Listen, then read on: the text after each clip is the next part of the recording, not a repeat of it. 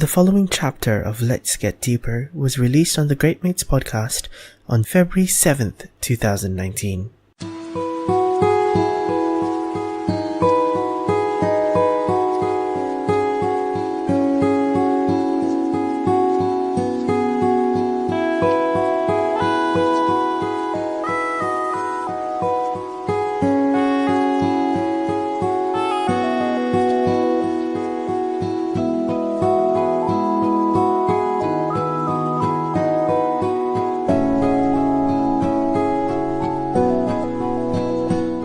What is up, everybody? Welcome back to the GR8 M8S Podcast. If you've never listened to us before, or even if this is your 50th episode on a binge and you're still pretty unsure what we are, this is a podcast where a ragtag team of young Aussies talk about life, pop culture, and everything and anything related to us and the world around us.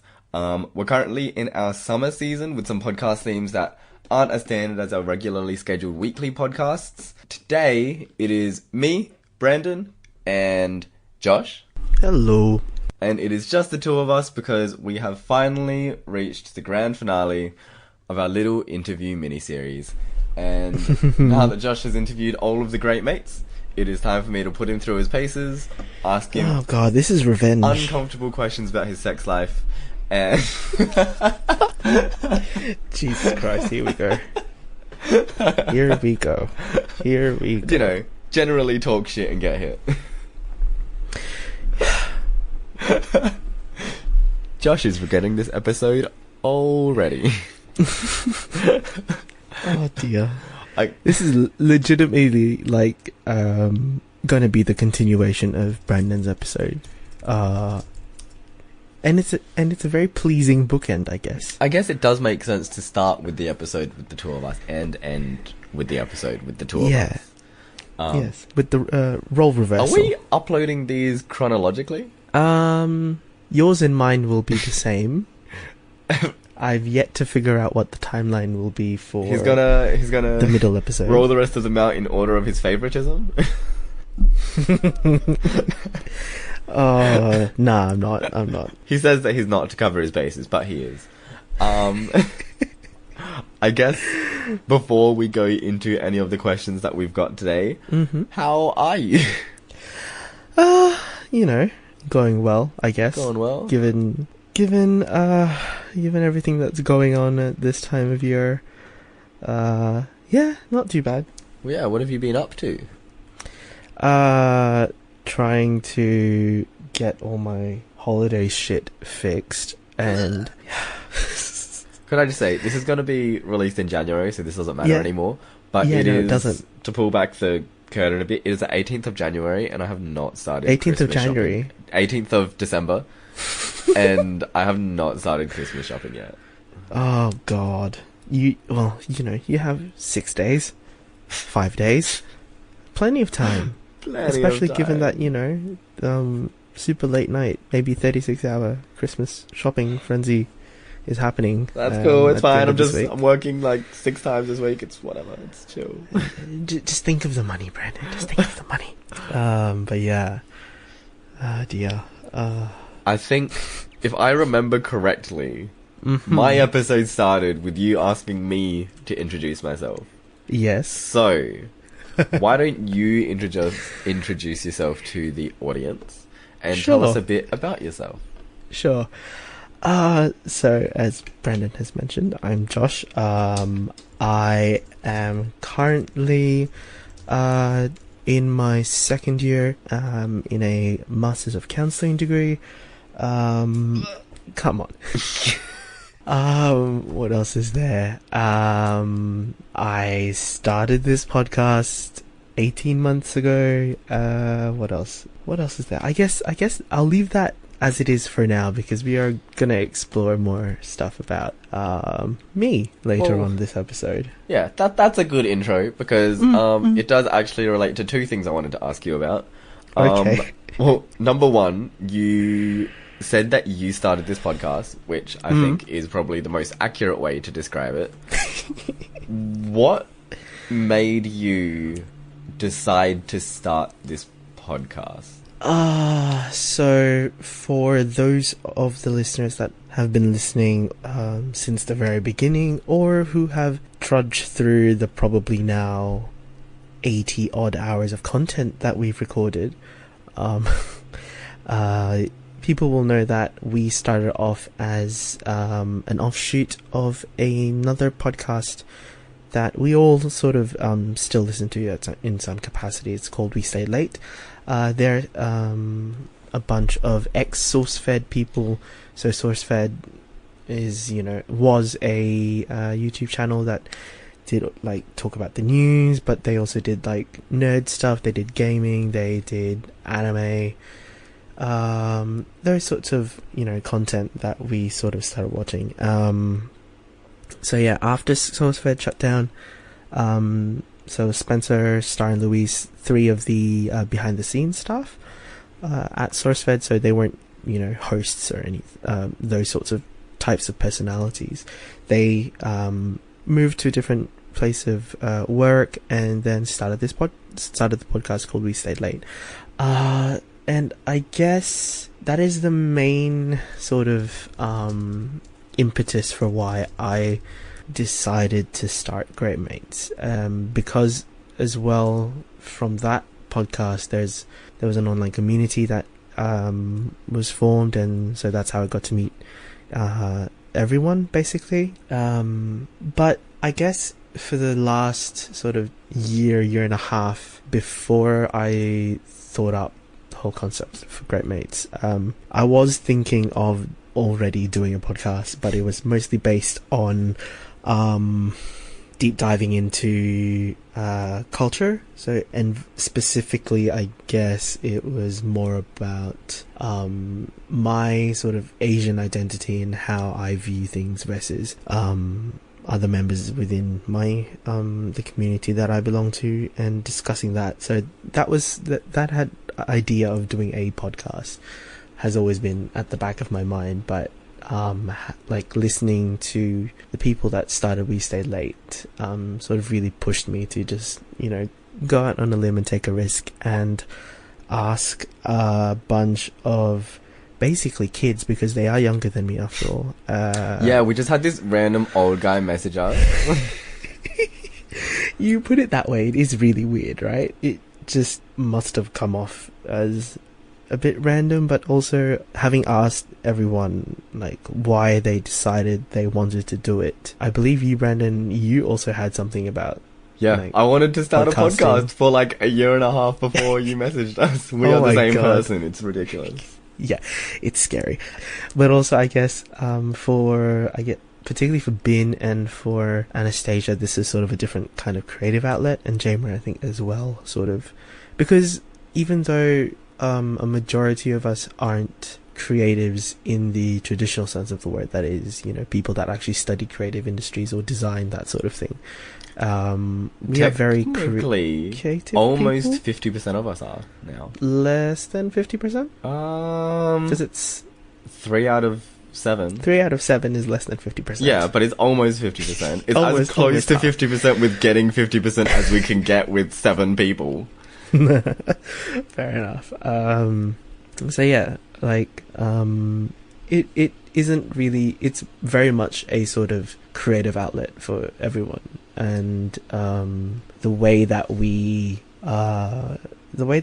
this whole podcast is sort of structured, and the fact that we have so many people means that every episode is different, but like through our old stuff. But yeah, where did the concept of Great Mates even come from? What do you mean by that, Brandon? Well, I mean that for the year and a half before you messaged us, you were thinking about doing a podcast that was a cultural dive into your Asianness.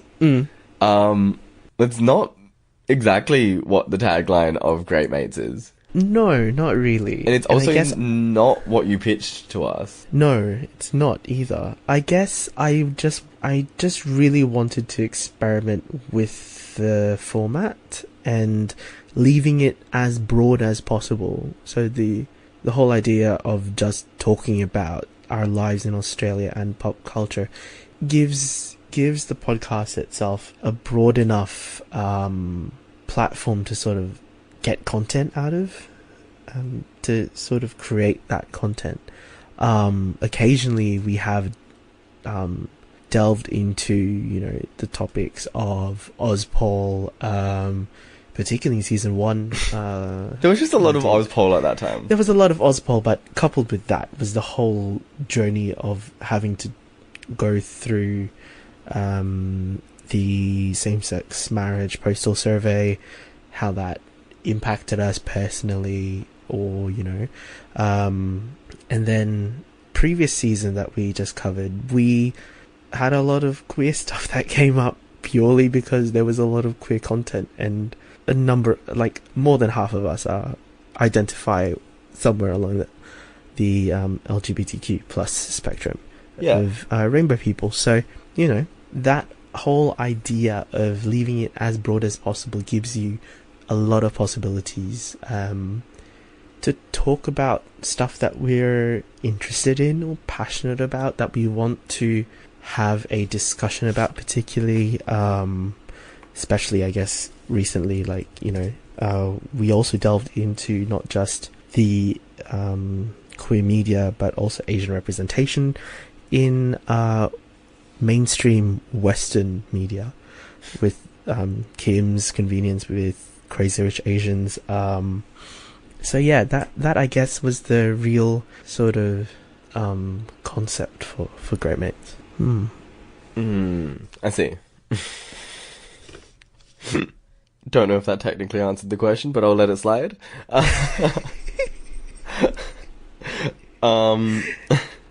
So, depending on how many of the episodes someone has listened to, and or which episodes someone has listened to, they may or may not know that your nickname is Daddy Josh. And, like, it really does stem from, you know, you created this podcast, you started it all, you're a bit older than us, all of this sort of stuff. I've had a question requested of me. Oh boy, here we go. This is from Binaya, a Binaya special. He wants to know, for all of your co-hosts, what is one word that you would use to describe them? Ooh. And don't forget someone, because that would be horrible. So wait, so one word to describe each of my kids, huh? Yes. Okay.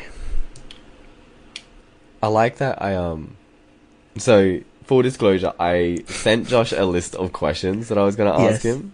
Yes. I just omitted this one from the list. Of course. No, because, you know, I did a whole bunch of curveball questions that I didn't send each of the other Grow Mates. Yeah, so, you know, it's fine.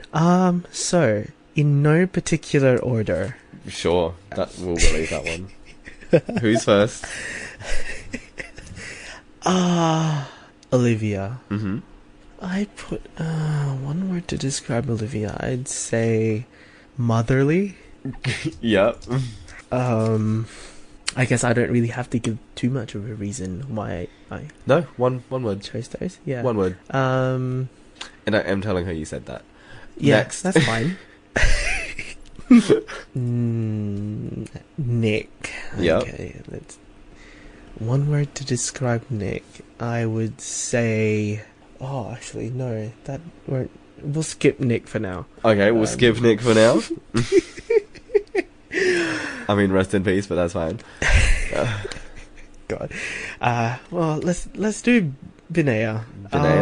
One word to describe Binaya. Introspective. Introspective. Yes. Interesting. Who do we move on to next?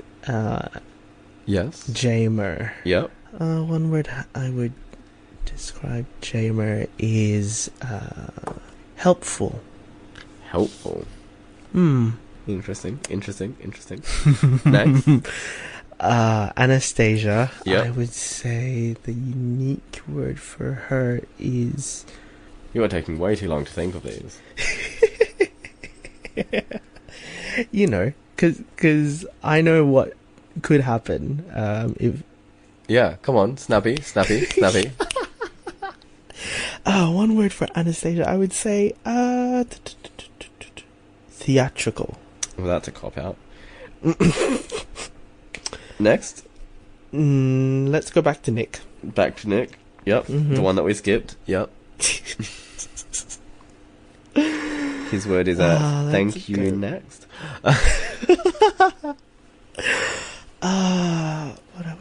The unique one I would say for Nick would be no, I can't use helpful because I already used that. You've already used that. They're not the same person.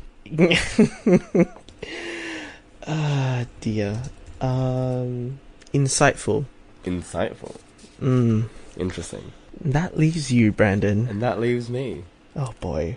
It is too much of a cop-out if I say favourite. I want you to know I'm taking notes.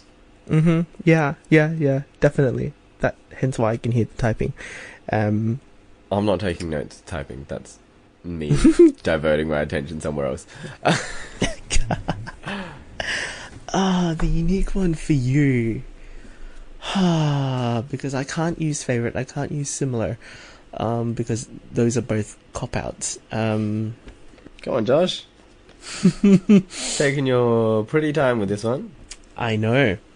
Well, I'm not editing it, so, you know. Yep. Do you know what's really good for podcasts? What? Dead noise. Yeah, perfect. It's just absolute perfect. I'd say close. Close. Okay. So, can we just pretend to do this again, but have them all be a lot closer in time? No. Awesome. So, Olivia is motherly, and Benaya is introspective, and Jaima is helpful, and Anastasia is theatrical, and Nick is insightful, and I am your favourite, who is also similar to you and close. Yes. I mean, you know. What? Okay, you did it. You technically gave one word to describe all of us. Technically. What would your one word to describe the group be? Quicker than you were previously answering. Varied. It's a shit word. No offense. No offense, but that was a shit word. Of course. None taken.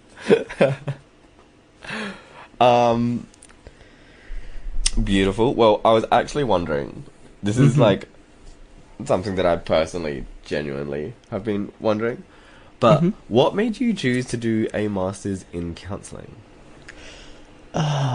So for people that know me, and I know some people who listen to this podcast that know me in real life, and I don't know if I've actually mentioned it in that much detail on the podcast, but my background, as in my undergrad degree and the first postgrad degree that I did, was all STEM based, hence why Nick and I are STEM boys. So my initial background was in medical laboratory sciences, so that's, you know, figuring out what's physically wrong with people, helping doctors diagnose patients, doing tests and all this sort of stuff. Josh just likes to know what's wrong with people. To some extent, there is a little bit of a connection between my undergrad and my counselling degree in terms of that. But I was doing then I did my first postgrad degree in biotechnology, which meant exposure to research, and then I started a clinical research degree looking at prostate cancer and what happens if we try to target something on the cells and see what happens with progression, and if we can help better man's quality of life by doing so. Don't lie, Josh just wanted to think about butts all day. God. But having done that degree for about 3 years with no real success in getting additional funding for my project, I just had to call it quits on that. And obviously my principal supervisor was supportive of that decision. We both decided together that, it wasn't really going to help. And I mean, the research was yielded something, but because we didn't have funding, and knowing how thin the research pool of money was, how thin that spreads out to so many people and so many projects, it was just easier to leave. So yeah, I left that. Then I was chatting to one of my close friends one day, just bitching about our lives, and was talking about how what I was going to do at the end, like having left the degree. And they pointed out that you could probably, what was the gist of it is that you could be a very good fit as a counselor, because you are able to listen to people, make no immediate judgment, that sort of thing. And it sort of helped me figure out that maybe I should give it a shot, and look where I am now. So that is sort of the way that I got to counselling. And now that, having done the first year of it, and having enjoyed it, I guess the reason now is to help people go through that journey with them, and to talk through whatever shit they need to talk about. And it's different to classical psychology. People who think about what a therapist might be will automatically go to, I guess the most clear example is Frasier, or classic Freudian, you lie on a couch and talk about your childhood and your parents. That's not what counselling is. Counselling is more, and I've mentioned this, I talked about a little bit about it with Jamer, is that it's a helping profession. So you're helping someone go through their therapeutic journey, and you're not leading them, you're not pulling the information out of them, you're letting them take the wheel and let them drive that journey. And my role would be to guide them, yet be with them, and be with them throughout that process, wherever that may lead, and make sure that the end result will always benefit. So yeah, I guess that's the long answer to why I'm doing this degree. Beautiful. Well, you have done one STEM degree, and you're doing a master's, and you're doing, I mean, let's be real, most of the heavy lifting for our podcast. And I mean, applying for jobs, I still remember you doing the Commonwealth Games thing. Yes. Back then. Yeah. So I'd be interested to know, what drives you? So, what drives me, I guess, is, and it's I don't know if it will be really stereotypical of me to say it, but and to be honest, I'm not that I can be a lazy ass if I want to. Mood. Big mood. Big mood. Big mood. And let's be honest, Brandon is a lazy ass. Can be a lazy ass. Let's be real. Let's be very real. Yeah. For some of the other great mates who have answered, like Jamer, like, you know, there's no real, I guess, sense of motivation. But for me, I guess it's about, and especially in the last year, it's been about sort of a mix of becoming better, like making sure that I am doing the best I can to get the best outcome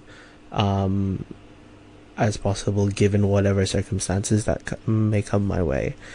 But also I guess also friends and family, and I know Olivia's motivation is also based on that. I have, being the eldest grandchild on my dad's side, and coming from an Asian family, the pressure's there.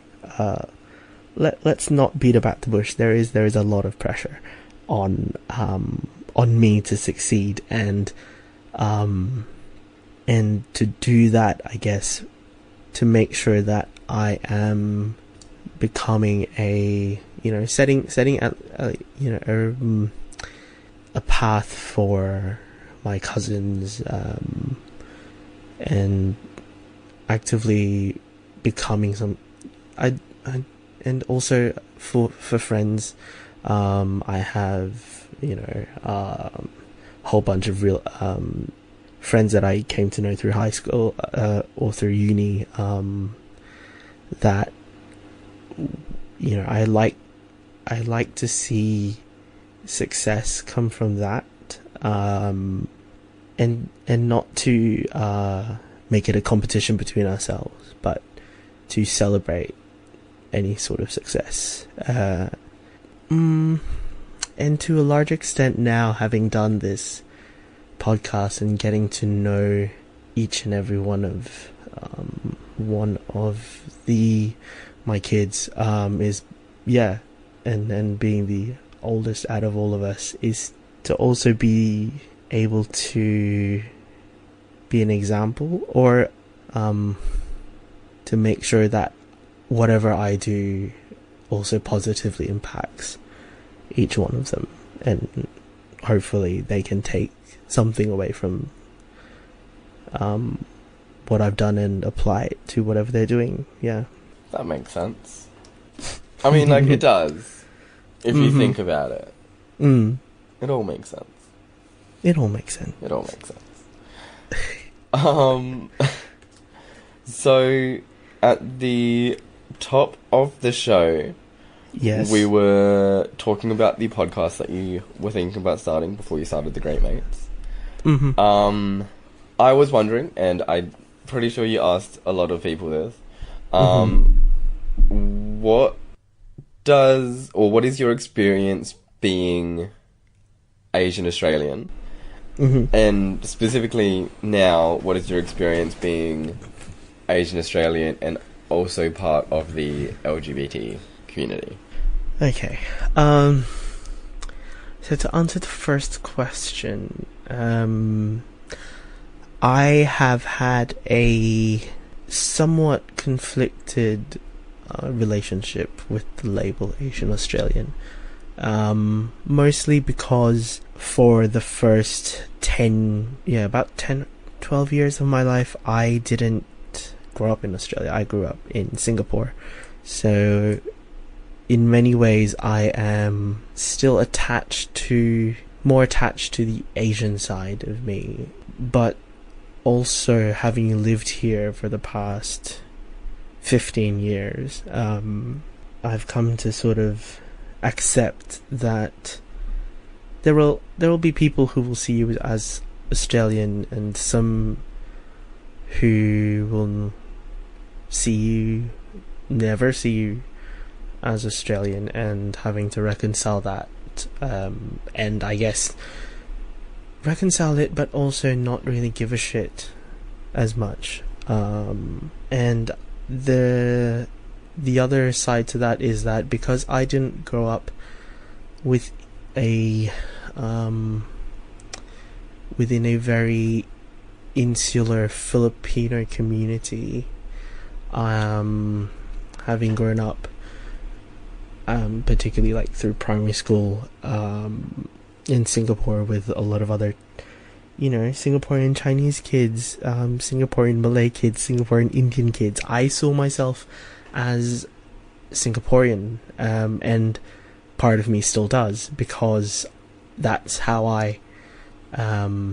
that's the group that I grew up with, and having made that transition here was difficult because, and I think I did talk about this on one ages ago on an episode of the pod, but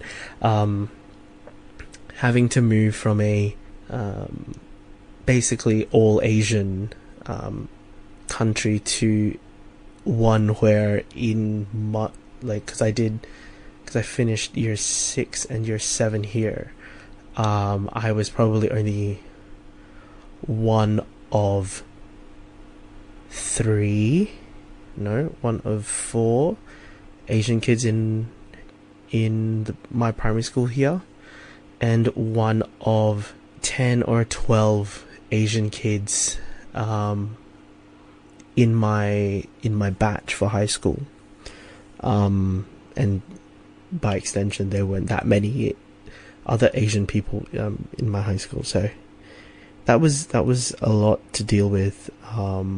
So with that, I'm proud of being Asian Australian, and I'm also proud of the fact that there's been a lot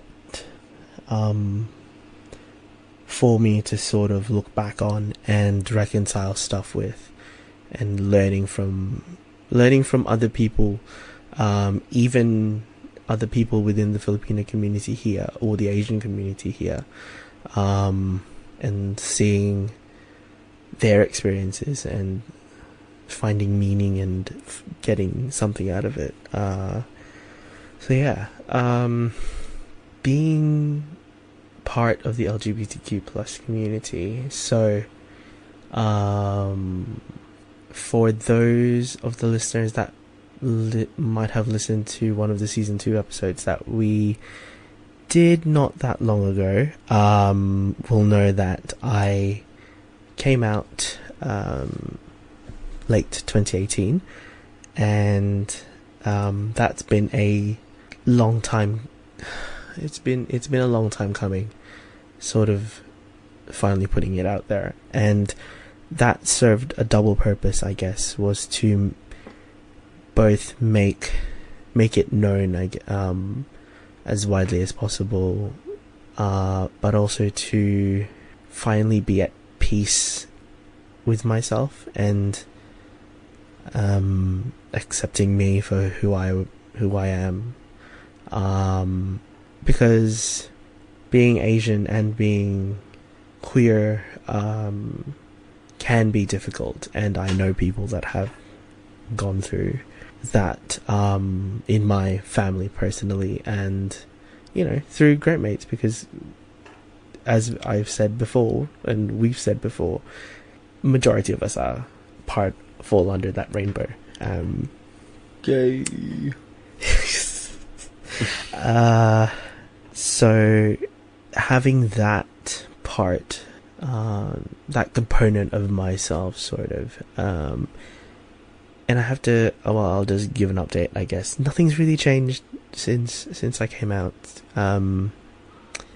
I sort of just put it all out there in one go. So that meant family, friend, like my parents, my extended family, my friends, and like some of the internet people that I know, doing that all at the same time, because I knew that that might have been the best way to do it. And you mean that the best way to come out isn't being outed by your co-host on a podcast? Oh, hashtag memories. So I guess once this podcast has come out, yeah, it's fine. We'll talk about I'll explain this quickly. So there is an episode of Great Mate Summer Season that we recorded, well, attempted to record. That never went. Oh, right, because never made it out because we had issues. Not just because the accidental outing, but yeah, through that, someone accidentally outed me. Someone. You want to throw them under the bus? Well, let's just say that their name rhymes with B and rhymes with B? Inea.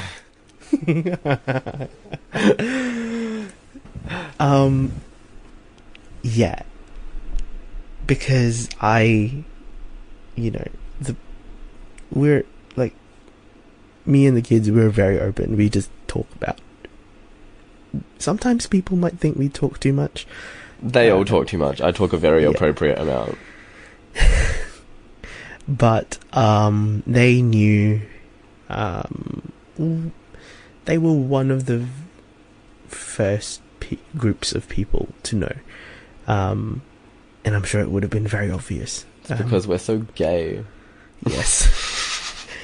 And again, we come back to the fact that Brennan and I are very similar. Good lord. So that happened, but also something else happened for the episode, so hence why we never published it. There was just some actually recording issues. Yeah, there were real recording issues with that episode, so it never made it to air. Then we just couldn't find a time to reschedule. It's a big story. Yeah. Yeah. But long and the short of it, it happened. I guess I wasn't really prepared for it. If that's the tamest way to put my reaction to what happened. Yeah. I mean, I didn't flip tables or anything. I was just, low-key pissed. Cold ass bitch. Oh boy. So yeah. And yeah. I mean, we laugh about it now. Yeah, we laugh about it now. But at that time, it was, because I hadn't come out to that many people.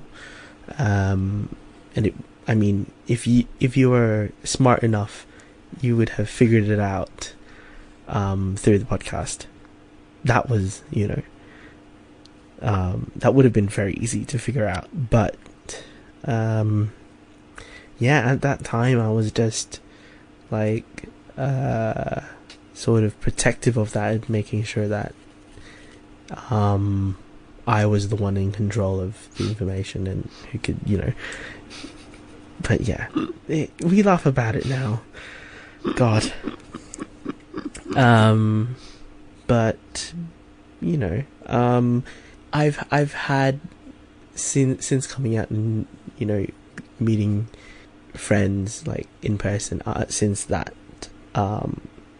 day, it's been like I didn't a lot of the things were like, some of them obviously because I was very close friends with them, sort of basically figured it out, but some of the others were like, we didn't really know, and that I guess speaks to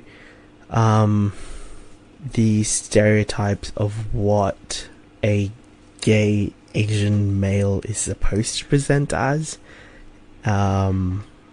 which I'm not for the most part, and it's been interesting to have that conversation with people and sort of get that sort of put that thought in their head that everyone has assumptions, and we can't not live in a world without assumptions, because that's how it really is and how people perceive things. But when it comes to stuff like this, you have to understand that not everyone will present the same way, not everyone looks the same way, even if they fall under that part of the spectrum that is sexual and gender diversity. So yeah, nothing's changed because I'm also a lazy ass, and because I'm not one to go out and actively, like, yeah, this is the difference between Brandon and I. Brandon is very outgoing with this. I'm not. And I think that is quite literally the only separation apart from study area as well. So, yeah. Yeah. I mean, I guess talking a lot about our similarities, one of the things that we found ourselves talking about a lot, especially when we had one-on-one podcasts, yes, was gay media. This question doesn't pertain only to gay media. It's a bit more broad than that. I sort of want to know, like, what are your top 5 films or TV shows? Oh, films or TV shows. Yeah. And I think this is the question that I forgot to ask you on your episode. Yeah. So, fuck y'all, everyone. No one gets to know. No, I think... No, no one gets to know. You should let the listeners know. Come on. No, this isn't my Q&A episode. We've established this is basically a continuation of your episode. Josh, this isn't my Q&A episode. This is yours. You're the one providing the 5 top films / TV shows. God. 5A? Okay. So, again, no particular order. Please Like Me. Yeah. Which Brandon still needs to watch season 4. I refuse to. I'm boycotting season 4. Come on. No. It Nope. brings closure. Nope. God. If and when I go down to Adelaide, hell or high water, you're watching season 4. Nope. Yes, No. you are. Yes, you are. You could not pay me to watch season 4. I'll just force you to watch You it. cannot pay me to watch That's season why I'm not 4. paying you. That's why I'm not paying you. I'm forcing you to watch it. Please Like Me has a very special place in my heart. For many different reasons. It is a genuinely funny show, but it also is able to have that whole thing about mental health and is able to talk about it in a way that is digestible for everyone. And there's a lot of Brandon and I have been through this, but yes, it's one of the many gay TV shows that we've discussed at length on this podcast before. So there's Please Like Me. The next one would be Love, Simon. Again, for very obvious reasons. Because I didn't shut up about it. Gay as fuck. Yeah, basically. That really kicked off basically 2018 for me, and was sort of the impetus for why I came out this year. It gave me a lot of courage to do so, and the book is great. If anyone is going to read it, read the entire trilogy that is written by Becky Albertalli, because it's really good. The third one that I'm gonna say is Kim's Convenience. Yeah. Again, Asian representation, and because of how the way that they portray a more mature Asian family. The kids are a lot older. You got Mr. and Mrs. Kim,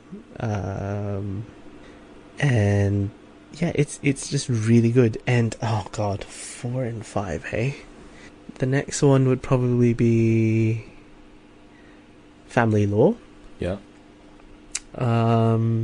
Firstly, because it's made here in Australia, in Brisbane. You've got Asian theme. You've also got the Asian plus LGBTQ theme running through that. Like Please Like Me, it is very close to my heart, having watched through everything. And the last one. What should I... There are a lot, and I'm probably gonna stray from the Asian and the gay media now. So, because, you know, if people know my Netflix watch list, it's either Asian, it's gay, or it's food. So right. So the next one is food. Yeah, one is food related. So I'm gonna say, oh boy, which one? Can I just generalize the show, or do I have to specify this one? Specify. God. Great Canadian Baking Show. Sure. Bake Off. And that is the first one of the Bake Off series of shows that I've watched. It's just fun, and they're Canadian, so it's very friendly, even if the criticisms are there. And by extension of that, I've made a lot of internet friends by watching these shows. So yeah, I think that's 5. Yeah, that is your 5. That is 5, right? Yeah. Brandon, do you want to do it? Given that No. Come on. No. Yeah. No. You should. Okay, no. I have 5. It's in no particular order. Yes. Birdman. Uh-huh. La La Land. Oh boy. Arrival. Schitt's Creek. Ah, yes. And probably another How I Met Your Mother. That's my 5. It's not particularly gay. I mean, you know. Or foodie. Or Asian. Or Asian, but, you know. It is your top 5, so whatever meaning you attach to it. Although, in saying that, I was very close to putting Schitt's Creek through top 5. It's so good. It sits so close to top 5. So good. And, oh my god, okay. Seeing as we've already dropped the date of this, the Christmas special is coming out tomorrow on Netflix. So I'm going to be watching that, definitely, when I have time tomorrow. But yeah, if you want to know more about Brandon and Mai's watch list, just go listen to any of the episodes that just feature myself and Brandon. That's all we talk about. It is quite obvious that we always end up talking about those sorts of shows, you know. Yeah. Beautiful. Well, now that we've date dropped this episode twice, it is almost 2019. It's almost a new year. This will be released in 2019. Do you have any goals for the year? For the year overall, I would hope that I'm able to land a job that will help set me up for the end of my degree. And on that, I was like towards the end of 2018, I managed to get to the interview stage the first time in a very, very long time. I have been applying for jobs like you wouldn't believe. So I probably ended up, like 2018 alone, I probably applied for 150 to 200 positions. Such a mood. And I got 2 callbacks at the end of this year. So, 1% success rate, but having now realized that I am able to get to that interview stage, it's now about being confident and, to some extent, actually to a great extent, bullshitting your way through the interview. But at the same time being as authentic as possible. I know it's a paradox, but learning from what happened at those interviews, and hopefully landing a job to pay, because I'm a broke ass bitch. I guess that's the biggest goal overall, and I know, like, for other people, and it's interesting to have seen what people have said for their goals, because I believe you had the most basic one, which was just take more photos. Yeah, take more photos, yeah. do more shit, have fun in exchange. Yeah.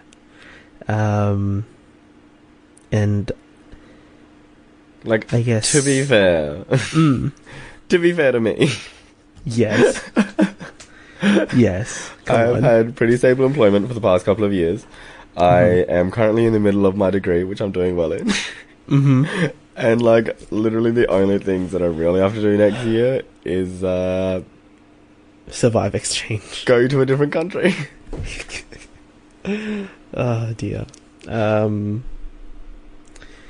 But, like, for some of the other co-mates, there's obviously a lot of sort of stuff they want to work on. Yeah, well, we've got, like, personally, 2 people who are starting to study, and then someone who's graduated, like... And someone who's graduating. Yeah, like... But a lot of the great mates have also said, working on themselves, and either, if that's mentally, physically, they go hand in hand, and it makes complete sense. I guess for me, if I look at that aspect, is to, I guess, be healthier, whether that be fitter or mentally more resilient when it comes to facing disappointment. And don't know how that's going to happen, but it will, and I'm sure it will. Like, the people that I've come to know through my degree are probably one of the most supportive groups of people I've ever come to know. So yeah, there's that too. I don't know. We'll see what happens. I've always, and I've also traveled quite a lot in the last 5-ish years. So I don't know, mate, if I travel next year, don't know where that'll be, but you know, if I'm able to travel, then I'll take that opportunity. Yeah, I mean, that's good. They're good goals. I mean, you know, everyone's goals are realistic for them, and those are the ones that I believe are realistic for me. So, you know, big or small, they're still goals. So, well, we've looked into the future. We've talked about, I guess, relatively the present. Yes. The only way to go now is the past. Oh, gotta love the past. So, if you could say anything to your younger self, what would it be? I guess that it would be, probably won't be just one thing. It'll be multiple things, but the main thing is to, if I was saying it to my younger self, or, you know, someone who is in a similar-ish situation to me at that point in time, especially high school me, and probably undergrad, like first year uni me, was to do the things that you love. Make time to do the things that you get enjoyment out of, not necessarily because it's an escape from routine or what you're supposed to be doing, but view it as a way of making sure that you're not going to go completely insane and burn out, because that definitely happened towards the end of year 12, and feeling helpless was at that time probably the worst I'd felt. And as I said earlier, because I am the eldest grandkid on my dad's side, having had that pressure and the expectation placed on me to succeed and to, typical Asian career, like the career pathways for typical Asian kids are medicine or law. I did that one. Yeah, you did that one. But medicine, dentistry, and because I didn't know better, I did do basic. I didn't do Suicide 6. I did Fatal 5. So the only STEM subject that I didn't do in senior was bio, and I did modern history instead. And I loved modern history. I still do love modern history. That was the best elective subject that I had. So the mind boggles as to why I did STEM. But I understand it was sort of familiar expectations that led me to do it. So yeah, the biggest thing I would say to myself is to make time to do stuff that you enjoy. But also that it's okay to not feel okay. To show emotion, an emotion that is not always being overtly enthusiastic or happy. You can feel sad. You have a right to feel sad, and to understand that everything will come to pass, and to celebrate, I guess, all the successes along the way. That is definitely something that I've sort of learnt over the past, especially the last 8 years that I've since leaving high school. High school was not necessarily the best time of my life, because there were other things going on, and trying to sort of, I knew subconsciously that I fell under the spectrum, but was conflicted within myself, so it was trying to suppress all of that. Didn't end up helping me at all, but yeah, there's a lot of other stuff, and for the listeners, go listen to what the other mates had to say, because that is pretty good advice as well, because everyone has something they want to tell themselves, and a lot of it has to do with being okay with feelings and learning to sort of take stuff a day at a time. Feeling. Managing expectations. Yeah. So, I think we have come to our final question. You mean no one else gave you questions? No, unless, well, yes. Okay, I can add this one in if you really want, but like... Oh, God. I'm really curious. What are your thoughts on Bigfoot? On what? Bigfoot. Bigfoot? Yeah. Bigfoot is probably just a... Now this is going to sound weird coming out of my mouth. Well, then again, Brandon and I are the same. Tall, muscly guy in the forest. Sound right, Brandon? Well, Josh really wants Bigfoot. I didn't say that. Yes, you did.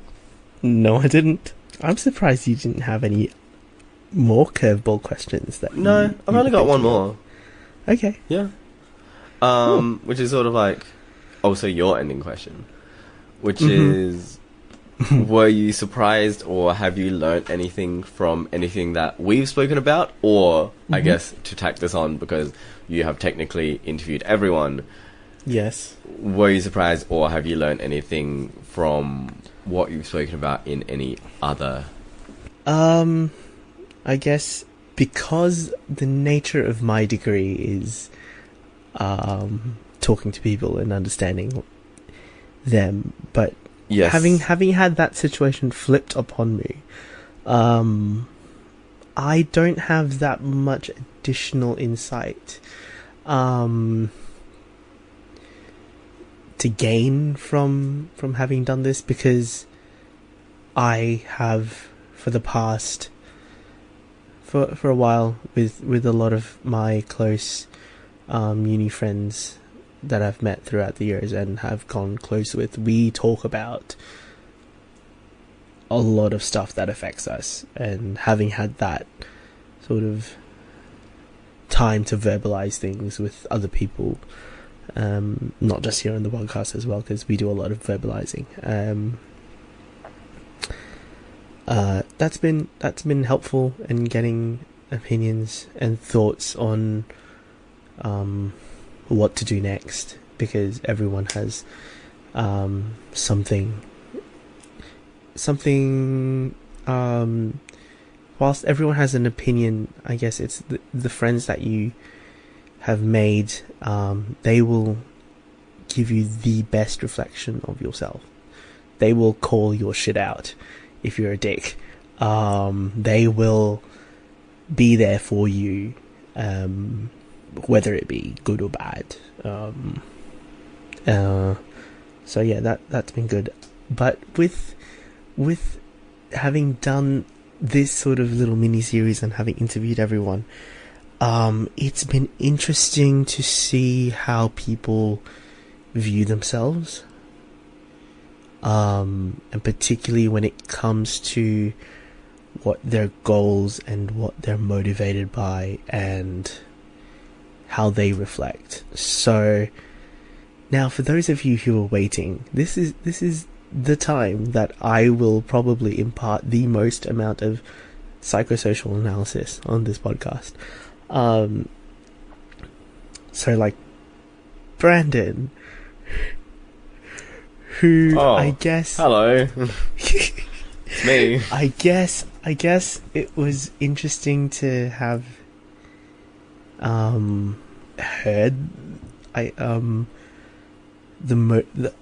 his answer to your answer to the motivation question being not at all. I mean, not motivated. It took me by surprise, but obviously after you started explaining, it's like, yeah, it makes sense. But obviously I have there's obviously part of me that worries, is like, yeah, what will happen? Who knows, honestly. I guess with Jamer in particular, because I hadn't done a one-on-one episode with him in regular season, it was just interesting to sort of figure out what my dynamic with him sort of is, given that we sort of work or are working in a similar field, and trying to figure out, because for a lot of you guys, I've sort of already figured out how to do an episode, and Brandon is the easiest because it's almost a reflection of myself. And it was interesting to hear how much Jamer will focus on, places importance on his self, and like not really adhering to, particularly with the whole Asian Australian thing. It's like, whilst he's proud of that, proud of being Asian and Australian at the same time, he sees beyond that, and it would rather people get to know him for him, not necessarily attached to that label. So it was an interesting episode to have sort of done with Bin, but because there's a lot of deep dives with Bin, and people will know my general thoughts on how he figures out himself. He, for me, I guess it was interesting to hear his motivation about making other people happy, but at the same time, a thought in my head was, well, is that being done to sacrifice your happiness? Well, not really, to some extent, but not really, because that is his motivation. His motivation is to make other people happy, thereby making himself happy. So even if that means making a complete ass of himself, and let's be fair, he does that quite often on this podcast. It is also a lot of the reason why we have to, and me in particular, I guess, where I have to dad him the most, as it were. Just make sure that he's not making a complete ass of himself, but at the same time making sure that he learns from any mistakes. With Olivia, I guess it was more about listening to her journey of coming to terms with, juggling Asian Australian and being part of the LGBTQ community, and how that is a continuing journey for her. And that really echoes sort of what I feel about having to juggle a lot of those sorts of cultures, and reconciling with that. Anastasia, and I guess I can put Anastasia and Nick in sort of the same bundle. Because they're white. No, it's because they have come to me, particularly the last year, the most seeking, I guess, sort of advice on how to cope with mental health stuff, and knowing what they've been through and having to make sure that I haven't caught myself out therapizing them, but instead being a support and making like gently pressing them to go seek help, and trying to be there as much as I can. But overall, the podcast, through the 18 months that we've been doing this, it's been a time. What I mean by that is, it's been such an experience to have put this idea forward, to have had each and every one of the kids say yes to doing this. And honestly, I didn't expect anyone to have said yes, because, as we've previously mentioned, I'm the oldest, hence why I'm the dad. There's a significant age gap between each and every one of us.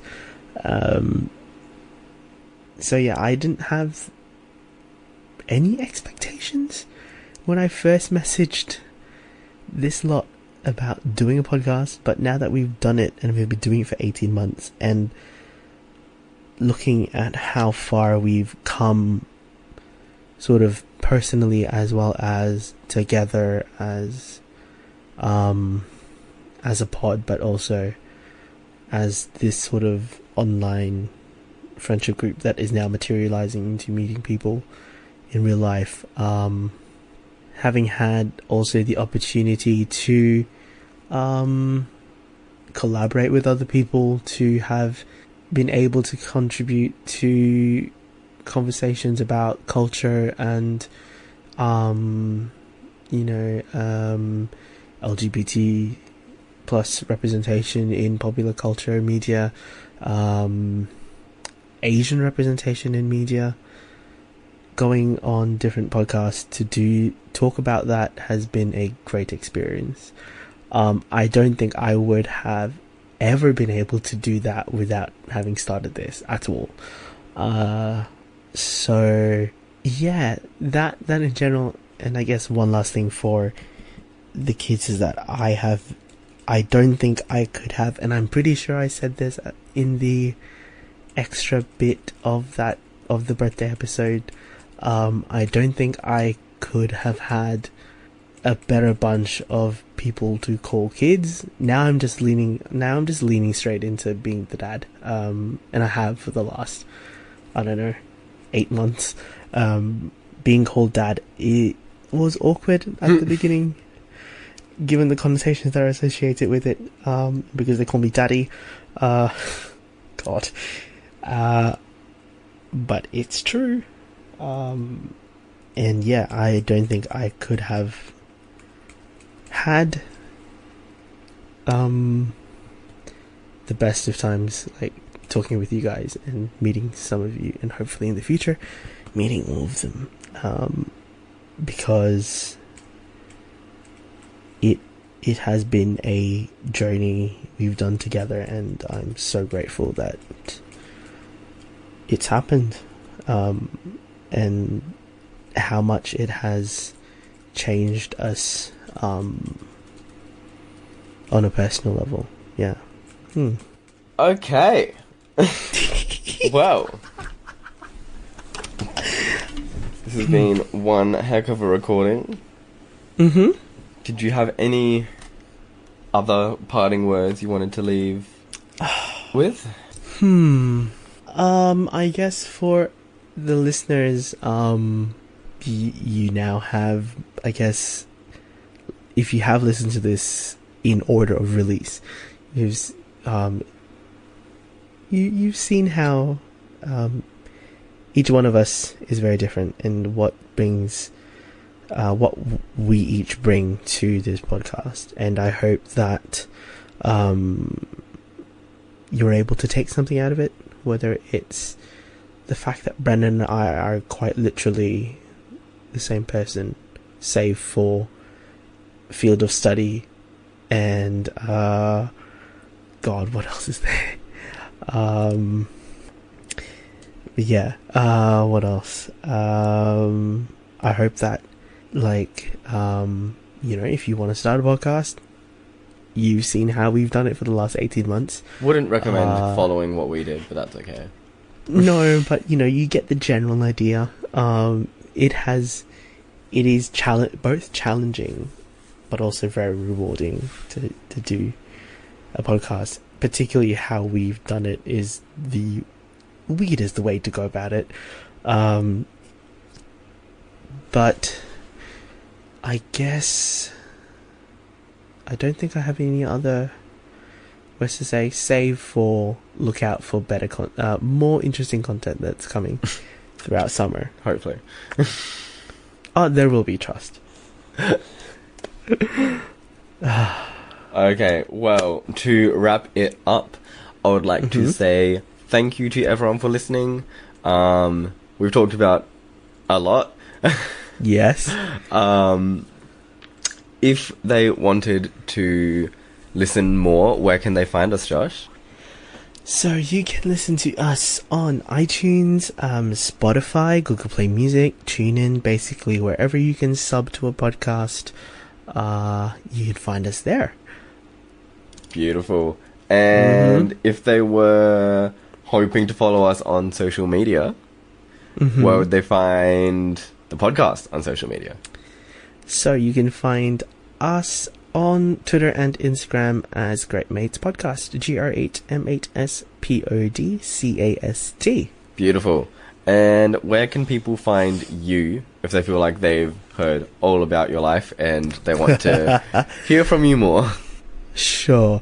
You can find me basically everywhere. I am probably the one that tweets the most. That is probably the safest assumption. Find me on Twitter and Instagram as Abang Pinoy, ABANGPINOY. I'm actually surprised you didn't ask me where I got my handle from. Nah. It's pretty normal. Fair enough. How about you, Brandon? Where can people find you? I would say that you're most likely to find me on Instagram, brndn.le. If you did want to find me on Twitter, even though I don't really post, just remove the dot between the brndn and the le. And I guess if you want to find out what the other Great Mates socials are, you're just gonna have to listen to their own episodes in this miniseries or on our previous content. Oh yeah, what if they want to leave a rating and review, Brandon? What should they do? Fuck that. Go to... Do they do that in the iTunes store? Yes. Yeah? On iTunes. And like, find our podcast and then give us a 5-star and tell everyone that you like us? Yes. Yeah. Yeah, that's what they should do. That's what you should do. Mm-hmm. Yep. Beautiful. Oh my god. Okay. Well, that is it for today. We've got to wrap up. Goodbye. Bye.